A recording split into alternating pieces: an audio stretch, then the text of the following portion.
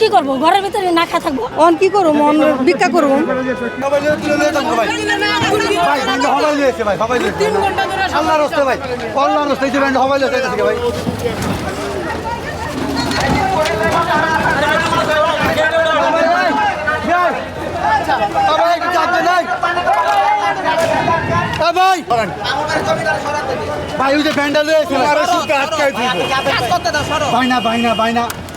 আমি লয়ে যাচ্ছি ভাই, লয়ে যাচ্ছি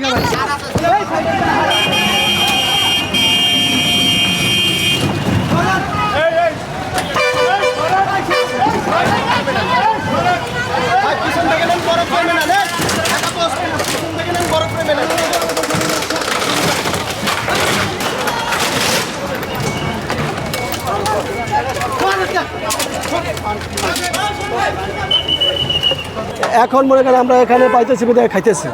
এখন আমরা যদি বেকার লোক হয়ে দেশে তো চুরি চামারি বাড়বে, মানুষের পেটেতে চুরি করে, ডাকাতি করে, সব করে পেটের লেগে। আমরা পেটেতে আমরা অনেক কিছু পাই, পেটেতে মানুষ অনেক কিছু করে, মানুষের বাসা পেটে খাওয়ার জন্য, খাওয়ার লেগে, পেটটার লেগে দুনিয়া। ছোটো একটু চার দোকান চা নিয়ে আমরা চা বেচতাম, রুটি কলা বেচতাম, এবার চলতে বাচ্চা কাচ্চা নিয়ে চলা যেত। এই দোকানগুলো যে ছিল, এই যে মেডিকেলে যে অনেক রুগীরা আসে, ওনাদের জন্য তো অনেক সুবিধা, ওনাদের জন্য অনেক সমস্যা হয় না, বাসায় যেতে হয় না, এখানে খাওয়া দাওয়া করতে পারে।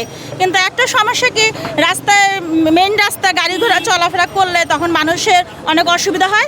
এখন কি করবো, ঘরের ভিতরে না খা থাকবো। অনেক এক সপ্তাহ আগে আসে বলছে উঠে যেতে, দেখার মতো উপরে আলো আছে, তাছাড়া কেউ নেই, গরিবের কেউ নেই। আমাদের মতো মানুষ কোথায় যাবে? আর এখানে হাজার হাজার রোগী আছে, তারা কোথায় যাবে? তাদের জন্য খাবারের কোনো ব্যবস্থা নাই, তারা কোথায় যাবে? একটা ক্যান্টিনে এত এত রুগী থাকে, রুগীর সাথে লোকজন থাকে, তাদের তো যাওয়ার কোনো জায়গা নাই। আমরা সেজন্য ব্যবসা করি এই জায়গায়। এটাও যদি আমরা করতে না পারি, আমরা কি করবো? ফুটপাত দখল করাটা অন্যায়, কিন্তু পরেও একটা কথা থাকে যে মানুষ ফুটপাত ব্যবহার না করলে আমাদের সমাজ চলতে পারবে না। আমরা ফুটপাতের মাধ্যমে আমরা হাজার হাজার মানুষ এই এই দোকানের সাথে জড়িত। আমরা কাজ করি, ভাত খাই, তারপরেও যদি আমরা এরকম হয়, আর আরো কয়েকদিন আগেও দুনিয়ার মালামাল এটা নষ্ট হয়েছে, আমরা কি 10 টাকা জরিমানা দিব কেউ? অন কি করবো, মন ভিক্ষা করবো। উঠাই দেওয়ার পরে তো যেটা আবার বসার দরকার, আবার তারাই বসাইছে।